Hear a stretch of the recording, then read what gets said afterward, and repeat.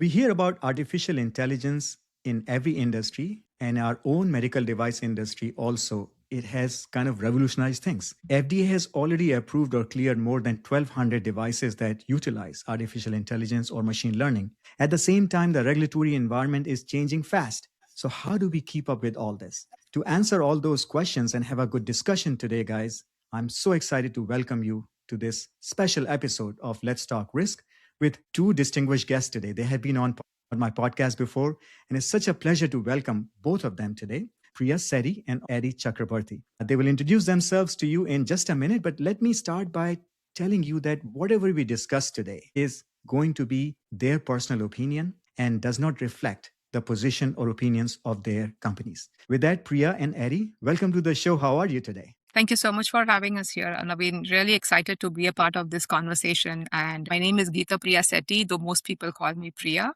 And I come to this topic from a slightly unusual path.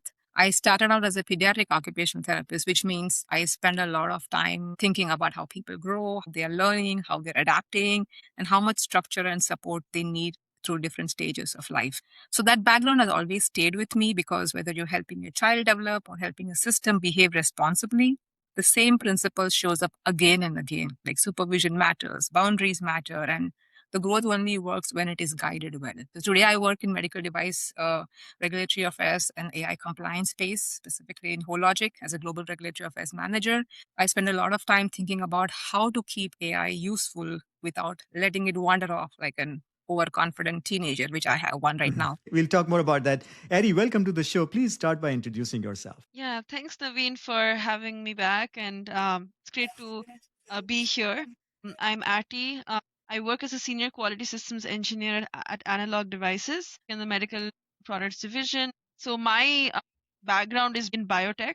Interestingly, I worked on protein structure characterization, and I worked with a lot of ML for predicting protein structures and things like that. So it's funny because this happened around I think 7 or 8 years back, and I was using it in the R&D space. And then as I moved through my career, I moved into the compliance space, like in quality mostly. At this point, I work on AI integration in different systems in the experience that I've had so far. Okay, great. So I want to start with asking you guys to share your perspective on just the AI conversation in general. It's moving so fast and there's so much confusion around it. And I would love for you to just take a step back and help us understand what AI is, how we should be even looking at it. And I think, Priya, I want to start with you because you mentioned a very interesting perspective in your opening introduction when you mentioned that AI is something that it needs humans to parent around. Talk to us in those human terms. How do you see AI from that perspective? Absolutely. So before we dive into all the regulations and frameworks, I want to kind of reframe how we think about AI in general, because I think the anxiety people have about the AI or the AI governance comes from treating it as something entirely new or foreign, right? AI is not new, as we all know. It has been living among us for decades, like sorting our emails, recommending our next Netflix shows, or even doing the spam filtering and all. Alexa, Siri, Grammarly, all of these things are AI, right? But what changed is not the technology itself.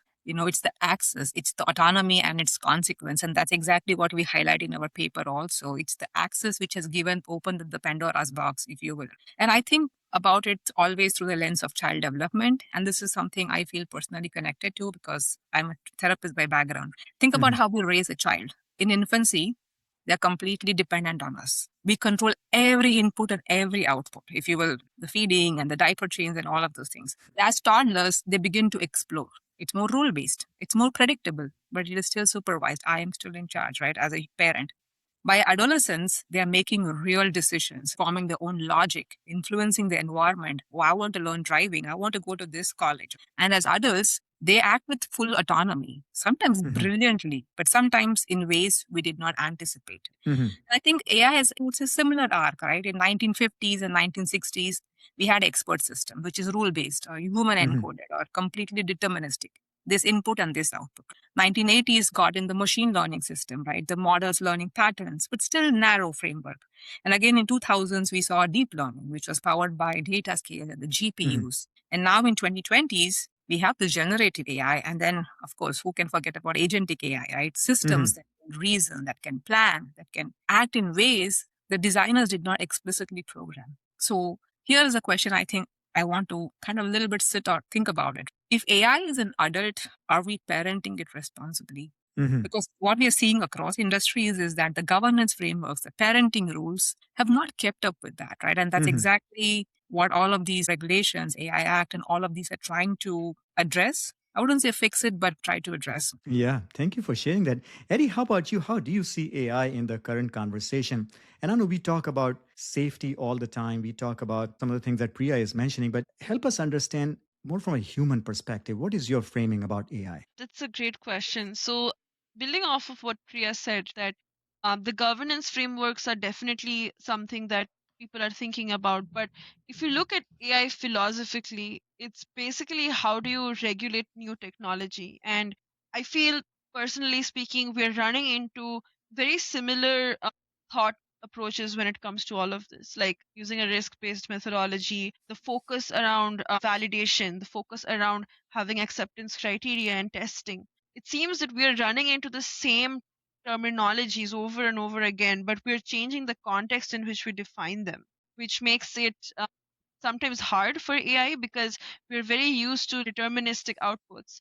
How do Mhm. we have like a sliding scale of evaluation? How do we establish the frame of reference when it is subjective? And I think that's what people are struggling with at this point because there's a lot of subjectivity in that approach. I remember like this conversation 3 years back, and it was about how do we regulate AI, and now it's becoming how do we ensure that we have the right acceptability criteria for testing for AI. So the questions are Mhm. becoming more specific and sharper, and I feel that the conversation now becomes how do I do testing? How do I ensure that it is safe to use rather than how do I even control this beast? Mhm, mhm.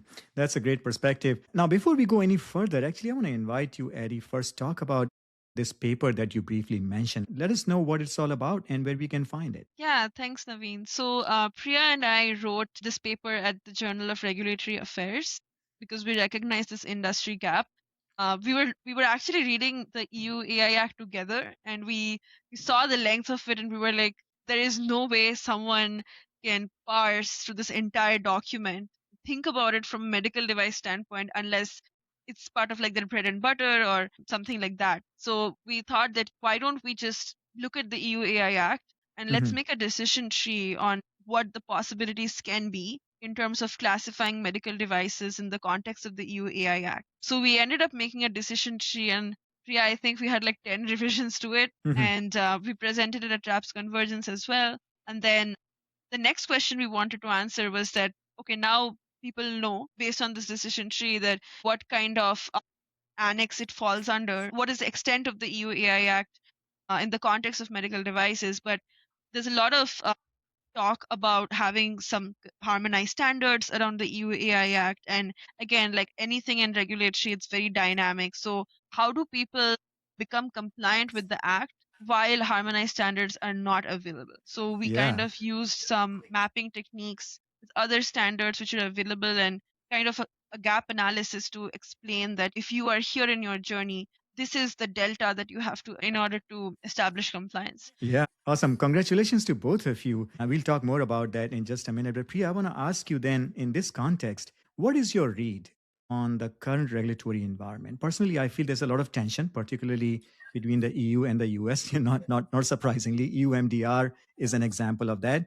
But help us understand the regulatory environment and the tension that seems to exist globally about regulating AI. Absolutely. We all know that this is at the extent of sounding as a broken record. EU AI Act is a horizontal regulation. This means Mhm, that the same rule applies whether you're building a diagnostic AI or you're building even a fraud detection algorithm or even a hiring tool in HR. So the philosophy here is establish a kind of a common universal baseline for trustworthy AI, which kind of helps with safety as well as fundamental rights, regardless of the domain, which is mhm, what the EU's approach is. And then you have another, based on the national legislative framework, you have an EU MDR, which is sector specific, which means it mhm. was built over decades of experience specifically for medical devices and IVDR also, with patient safety as its organizing principle. So, of course, these two frameworks are designed to work together because they're not supposed to be competing, they're just complementing each other. So, under EU's new legislative framework, the MDR, is called as lex specialis, which is more specific rule which applies to all the medical devices. And AI Act is just lex generalis, which means general, right? It is more broad. It has more broad overlay, basically. So it has, if you think about it, it's one regulatory spine with AI specific requirements added on top of it. When I say AI specific requirements, meaning we all know about quality management system, we know about risk, but there are certain specific AI related attributes which MDR does not cover. But what I mean by that, bias, transparency, cybersecurity, those are all real things which kind of gets magnified, especially bias and all gets really magnified when it comes to AI, right? And then the operational significance here was, the commission has also published a draft guidelines on how to sort of classify these AI systems as high risk under Article 6 of this whole act. We have two annexes, not to get into too much of details. These are not binding yet, but they also kind of represent the EU Commission's working interpretation. And of course, for any MedTech person, this is an essential reading. So that is an interesting view, Priya, and thank you for giving us this very comprehensive understanding of horizontal EU Act versus vertical EU MDR. Atty, give us now the perspective from the US FDA point of view. Where are they at? I have not seen a national level regulation on EUI. I have not seen a national level regulation on AI in the United States. There's a lot of complications, a lot of conversation, but where in your mind FDA is moving towards when it comes to regulating medical devices with AI? As you said, that there is no national legislation, but you do see various states adopting legislation, which makes it very complex for manufacturers to deploy AI contextualized to the state in which they're deploying it. It gets a bit complicated in that front. However, there's a lot of guidance from the FDA, and it's been around for at least 2-3 years now, starting from GMLP, and then now it's come to draft guidances for medical devices, or like DSFs, basically device software functions, basically, which is with respect to machine learning medical devices. So I think there's a lot of I would say action in that front, because there's so many medical devices having AI which are already in the market, and then there's PCCP and change control and all of that. So I feel that like there's a lot of guidance, and there is already a kind of a consensus in general about how submissions and how QMS structures need to be. It's probably not formalized yet as a national legislation, but the very fact that there are so many devices out there which are approved or cleared by the FDA speaks a lot. So it seems to me that these two major jurisdictions in the world are also following a very different mindset. And I'm going to invite you guys to share your opinions on this matter. I feel like UMDR was a major reaction to what happened in the marketplace prior to it. And there's a feeling among people that they probably went overboard. And the consequences that people are struggling in complying with it, and deadline keeps moving. So there's a sense that maybe EU is coming at AI with a big hammer like they did with EU MDR. Now, in the US, the mindset is we want to accelerate innovation because we don't want to be left behind China. And as a result, maybe we are relying more on practice and consensus emerging through industry and government and nonprofit organizations working together. This is my read on it. What do you guys think about that? And Priya, I'm going to start with you. Give us your opinion about how the general environment is shaping up regulatory policy in these two major markets. Yeah, I think what FDA is doing right now is it has not provided any major specific law to regulate AI, and for good reasons. FDA has always followed a risk-based life cycle approach for medical devices, and AI is also not any different. There are at least more than 1,000 devices already approved. So it already regulates many of the AI-enabled medical devices, but it's focusing more on credibility, post-market performance, and context of use. So technically speaking, FDA is not banning AI at all. It is asking the sponsors, the manufacturers, to provide a model which is sort of trustworthy for the job which is intended to do. So the FDA's current thinking is lifecycle management, and especially with emphasis on post-market performance monitoring, and so that you're not treating AI as, oh, we are validating it once and it is applicable forever. So it's more about the entire life cycle of the device at this point, rather than kind of focusing on, we are just completely not banning or hindering innovation, but restricting innovation. Atty, how about you? How do you feel about this? The kind of general environment in these two major markets shaping regulatory approach?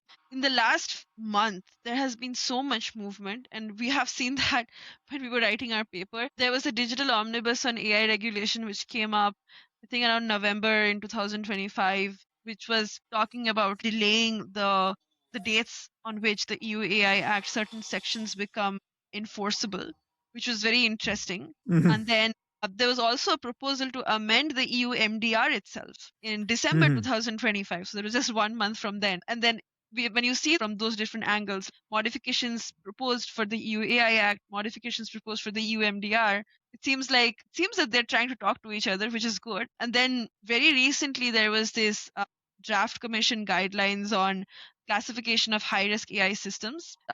Basically, they fleshed out the EU AI Act using practical examples of what constitutes a high risk system. And Mhm. it was interesting because that's exactly the gap that we were trying to also address through our paper, because we used some practical examples to illustrate what would constitute a high risk system.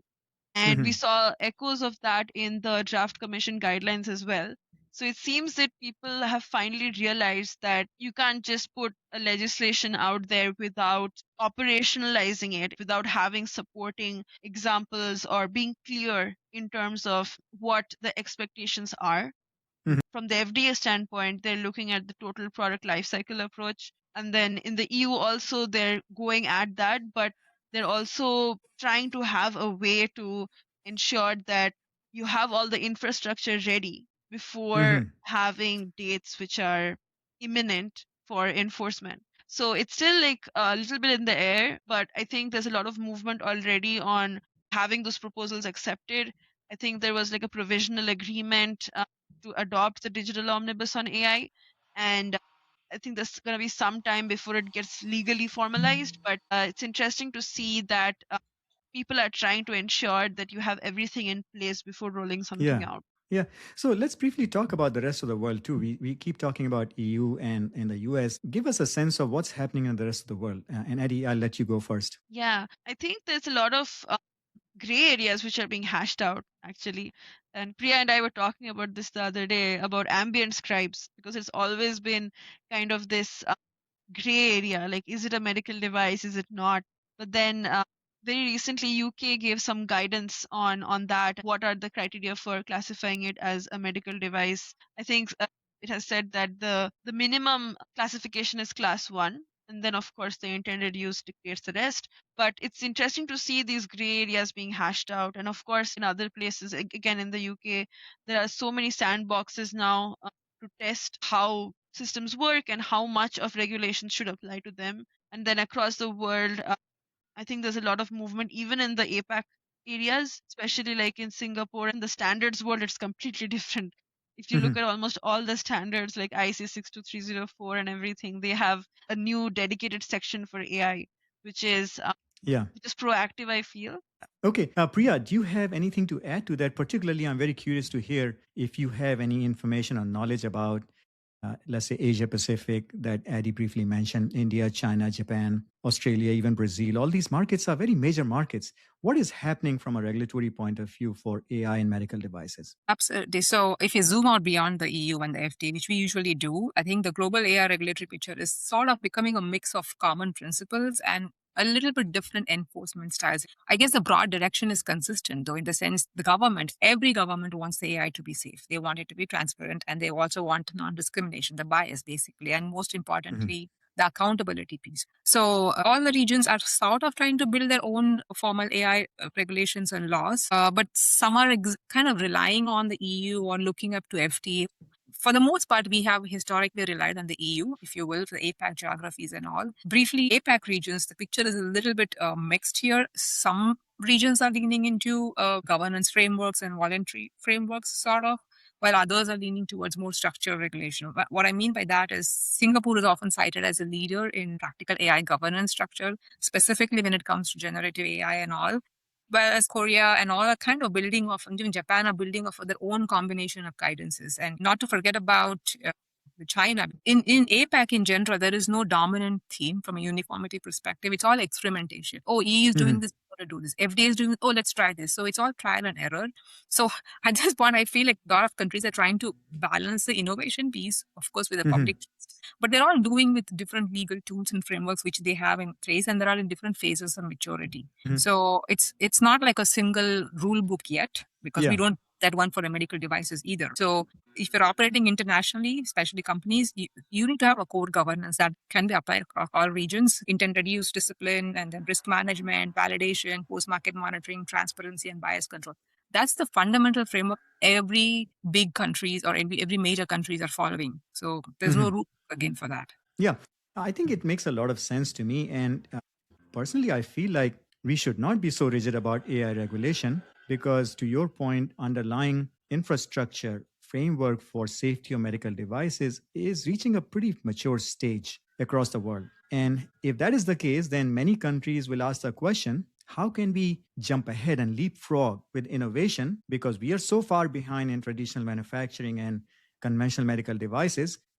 And I know I have talked to both of you on my show before. India has this ambitious plan of reaching $50 billion in annual revenue by 2030. And they want to be a leading global player, especially in the global south, not just for domestic consumption, but as a net exporter. And I keep asking this question, how are they going to get there?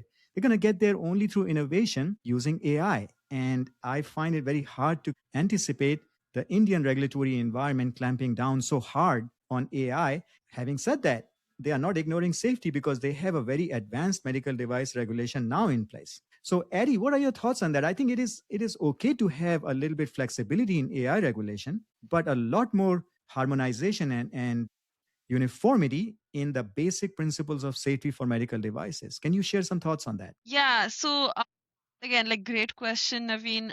When it comes to like India, if you look even on their platforms, they are encouraging the use of AI for getting funds for startups and things like that. Even within the CDSCO, there are a lot of plans on using AI for submissions and for finding the terminologies and the regulatory definitions in a faster manner. So it's almost like they're also using AI in their own practices when it comes to reviewing submissions. And you can see that like echo even in the FDA right now, right? Like with ELSA. So it seems that we are at a very weird, I would say, unique place because you have on one hand an ecosystem where you want to regulate AI, but on the other hand you also want to use AI to accelerate reviews and to accelerate innovation. So it's I think it's a very dynamic space in India specifically.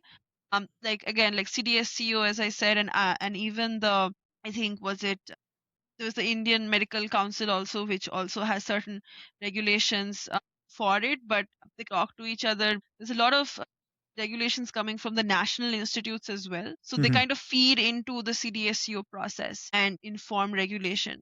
But typically, right now, they are still using the sandbox approach on all of that, and they do echo the general GMLP principles as we're talking about. But they're also using AI for their own Correct. operations. And it makes a lot of sense to me.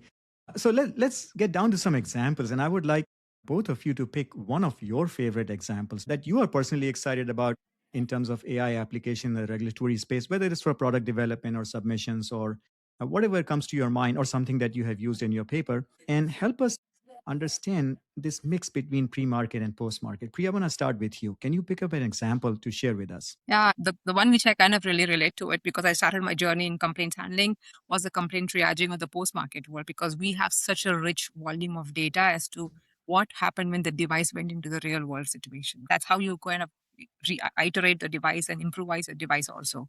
So an AI system kind of can help triage the post-market complaints, sort of to identify potential field safety signals that may not have been identified yet, right? But what happens if it incorrectly identifies it? So maybe it is missing a serious adverse event, which is MDR reportable, and then the post-market surveillance, it's not tagging, it's not flagging. So that's, I think, that's one thing which I really seeing how this area will evolve from a complaint handling perspective. I got you. But I want to dig a little bit deeper into that. Have you seen already an implementation of an AI approach in the post-market space? I have seen this implemented. There are a lot of vendors who have a platform specifically dedicated to post-market surveillance, actually, and how are they triaging it and how are they tagging the data and everything, and which is context specific also, because it's not just the complaint, whether it is for our products, what is the determination, and what is the evaluation done, and do we need to do a recall and all of those things. So I have personally seen at least few companies out there who are saying AI enabled or AI driven or AI powered. How much it is there, it's kind of questionable, but I'll give it to them. I have experienced that.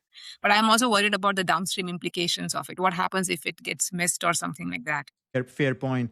But you bring up a great opportunity for application of AI because we have a lot of data and a lot of it is messy. And we still want intelligence out of that data. So I think that's a great example. Eddie, how about you? Do you want to share an example that comes to your mind? Yeah, so like since I come primarily from the world of quality, I can talk of AI in almost every application out there in the quality operations world.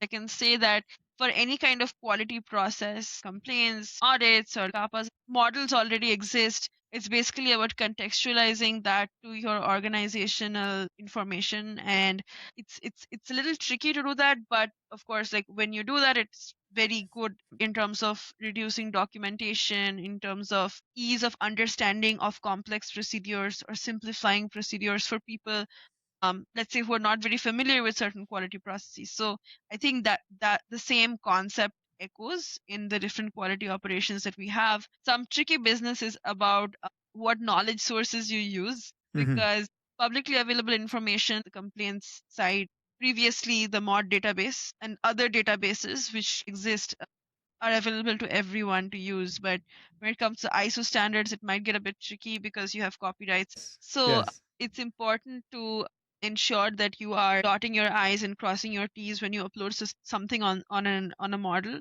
But definitely, when it comes to publicly available regulation, it's way easier to parse information over there, or if in the context of your organization, the same core principles hold for ease and basically operational excellence, if I could say it that way. Yeah. So how about in the audit space? Are you aware of any applications of AI, whether internal audits or notified body audits? Yeah, there are a few which are there in the industry right now, but honestly, I feel that regulatory and quality professionals can also build those on their own in their organizations. Of course, you need to have the right guardrails in place and ensure that critical thinking is still being used instead of over relying on something. But definitely, it can accelerate audits, especially when there's site audits or if you want to do remote audits. It's particularly interesting because there's a new standard of ISO 19011 also coming up. So Okay. and then with respect to the remote, because they focus on remote audits as a separate section as in that, and you can use AI for definitely understanding from an auditor perspective, of course, what the key highlights are. You can use it to summarize audit reports, and even from the auditee perspective, you can develop personas which can audit your own internal procedures ahead of time so that you're more proactive. You can break that Yeah. cycle basically of being reactive versus proactive. Yeah, I think these are great examples.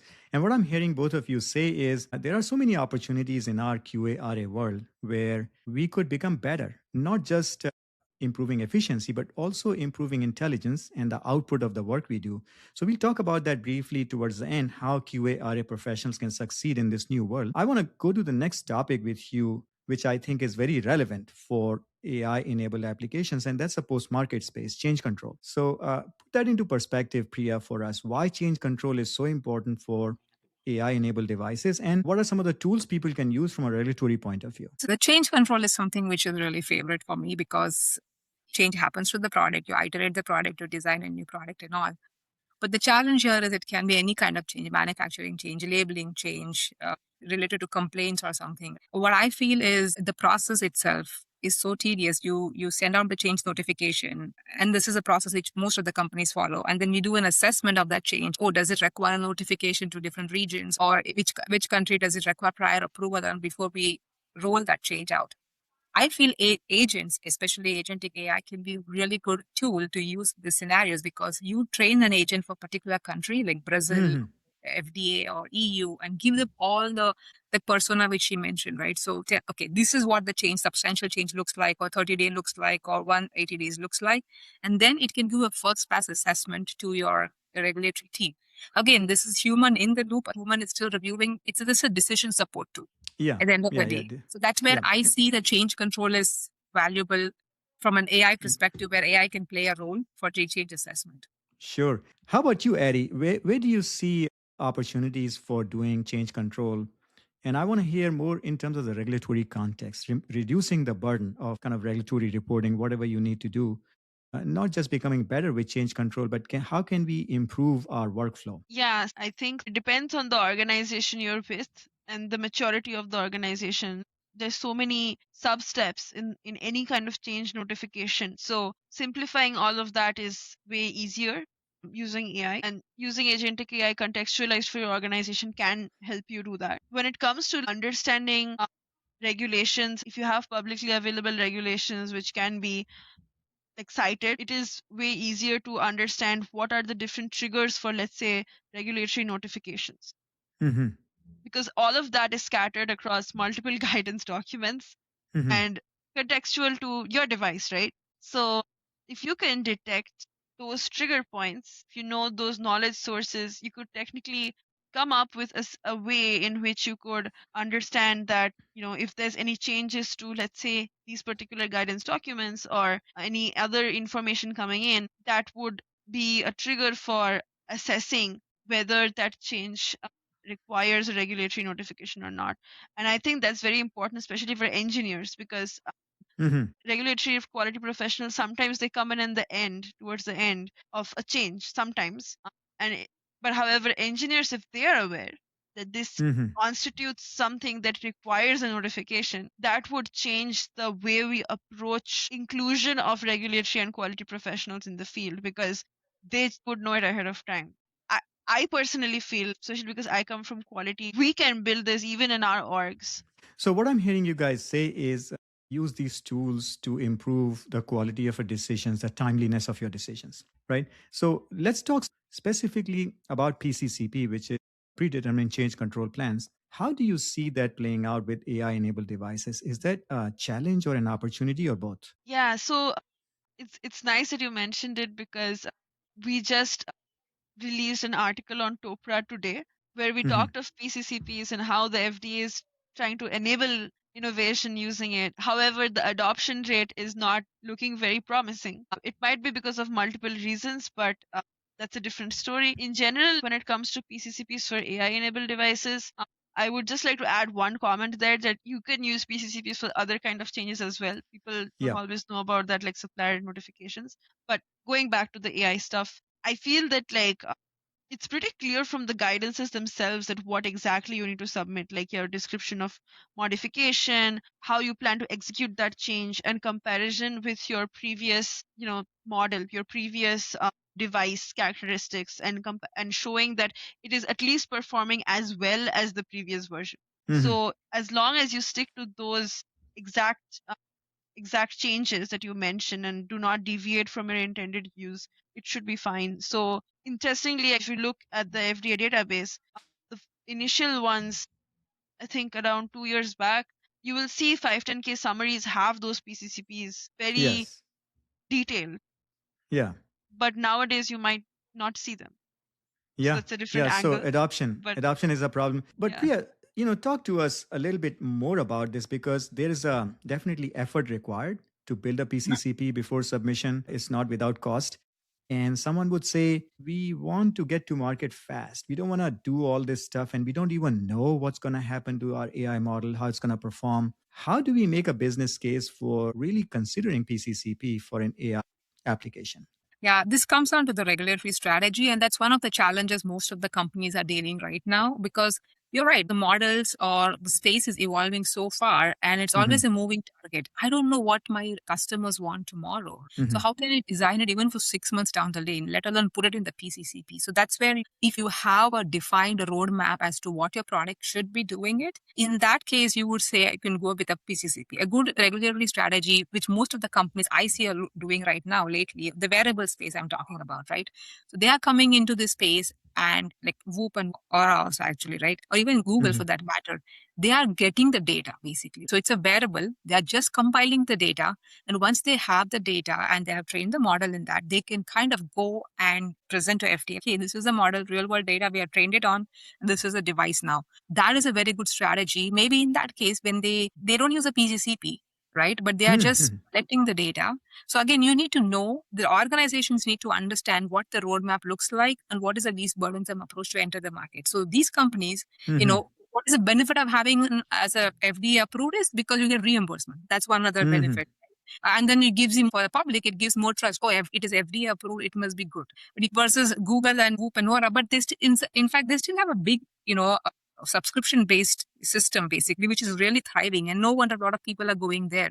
So again, the idea of PCCP for the FDA was to allow AI systems to evolve without requiring a full revalidation every time a model is updated. So if you don't have a clear roadmap, I don't think you should be using PCCP. That's a great point. And what I'm also hearing you say between the lines is that if your model is really strong based on a lot of data, like all these companies have so much data, you have a very good idea about how it's going to work and whether to what extent it'll drift or not. So you have a good roadmap. If you don't have a good model, then there's a problem. And also leverage FDA's flexibility on digital health. And it doesn't have to be a medical device right away. It could be part of that digital health. Fantastic, guys. We have had such a wonderful conversation already. I want to switch gears a little bit and ask both of you from a career development point of view. And your careers have been so impressive to me. I was in a conference last week, and there were at least 2 or 3 people who came to me and talked to me about their concerns. They are seeing AI being deployed in the workplace, and their concern was, how is it going to affect their career opportunities? How is it going to affect job market? Are you hearing those concerns in your space? And if so, what is your perspective on that? Atty, I want to start with you first. Yeah, you've hit a very touchy point. Mm-hmm. That is, it's all out there. Everyone keeps talking about this, right? I would agree there's a lot of use of AI in the workplace, and it depends on the organization if they encourage it or if they discourage it, and how much amount of guardrails are they okay being used when it comes to use of AI in the workplace. From my perspective as a quality professional, especially, I think it's very important to educate oneself on the various tools and their benefits and risks, and even things like whether they have ISO certs. For example, there are some tools which already have ISO 42001 certifications, and those would actually probably be more appealing than ones which don't. And it's very important to know about all of this. And also, the other fact is that I personally feel that it's important to know how to build agents and how to build these kind of tools as well, because even though you might think that you might need to code a lot, but there are ways where you can either learn it, or you may even find ways to not use code for creating something.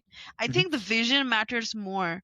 What I'm hearing you say, and correct me if I'm wrong, what I'm hearing you say is that to a large extent, it is in our own hands. Do we see AI as a threat or as an opportunity? And if we see this as a threat, we'll be worried about our jobs. If we see this as an opportunity, we'll find some problem that can be solved with our judgment and the AI tool. Did I get that right? I don't want to put words in your mouth. Yeah, exactly. And I think that's where it's very beautiful to actually see that happen, because you have the critical judgment, critical thinking part, and you know where you want exactly the agent to stop. And it's very nice to customize it. That's something which I feel is can be used with existing models out there, contextual to the organization. And yeah, I think it's just a very nice way to make things efficient. So you are basically encouraging us, all of us, to take the initiative, learn the tools. There are so many ways to learn and use this as an opportunity. Priya, what is your perspective? What is your message to QA RA professionals in the field who, for good reason, are worried and concerned? Well, for me, for a QA and RA specifically, and even for QA, I think the key is not to become data scientist overnight. Nobody would want to do that either, right? I think it is, I would say, for them to become fluent in AI governance, understand the intended use of your device or your process or your system, what are the boundaries which it is operating under, what does the validation look like, what does it mean by drift and bias and change control and all of those things. I guess the strongest skill set, especially in this age of AI, is pragmatism, at least. You should be curious enough to explore the tool. Yes, I want to know how this tool works. but also cautious enough to validate it and know when to validate it and how to validate it also. And also ground us enough to know when a human judgment must kind of remain decisive in all of these things. So my sort of take home message is stop thinking of AI as replacing human. Think about humans staying in charge while AI is placed in the loop to strengthen the quality, the consistency, and all of the safety around the decisions that you make. And I think that's the model which is really worth building. So to kind of summarize it, AI is not the parent, the human is, and the AI is a very capable helper that helps the show up better. Perfect. And that's a great message to close with, because I feel like what both of you are sharing with us is that we need to double down on what it means to be human, what it means to have human judgment, work on problems that have not been solved before and bring a new perspective, because now we have an amazing tool. And I want to give you guys just a minute to think about some closing comments, because I want to share this exciting news with you. I have built what I call a LTR risk coach, and this is built on top of OpenAI's ChatGPT 5.2 platform, but it is a closed system. It is answering questions or queries not as a yes/no answer, but more like a coach. And it is built based upon the knowledge I have synthesized and coded using more than 10 years of my expertise. So the LTR Risk Coach is available to people on a limited launch basis, and I'll be happy to share that information with everybody. With that, Priya, I want to start with you first. Share with us some closing comments based on our conversation today. The world regulatory landscape is evolving very fast. Even as we talk, it is evolving. So the key here is to stay curious and stay open to all the new innovations happening. Change is kind of scary sometimes, but doesn't mean that you should not venture in that road. Try it and show up and try to learn, stay curious is what I would say. So that's my 2 cents. Perfect. Thank you so much. And Eddie, how about you? What would you share as a closing comment? Being open to change and not limiting yourself to the role in which you are currently at. I feel that people in QA or RA, we could also be developers, as you also mentioned, Naveen. And I think that's where it's very nice to see that confluence of tech meets compliance. There are things out there, and I think people should take an initiative to create these things on their own as well. So I Wonderful. think that's my message. Thank you so much, guys, for coming to the show and sharing your perspective. Congratulations on the papers you have written. We'll give links to those papers in the show notes for this episode. I wish you all the best, and come back again in the future to talk about these things, because I know this field is evolving very quickly. Thank you so much, Naveen. Appreciate Thanks, it. Naveen.